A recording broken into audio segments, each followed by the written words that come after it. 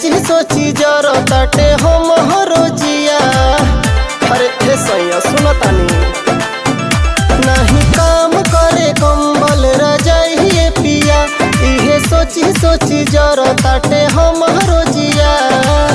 ठंडा से और ना मुआइए पिया, ठंडा से और ना मुआइए पिया।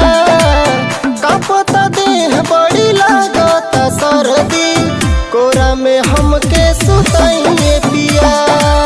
कांपता देह बड़ी लागत सर्दी, कोरा में हमके सुताइए पिया। अरे सुताई ना जी।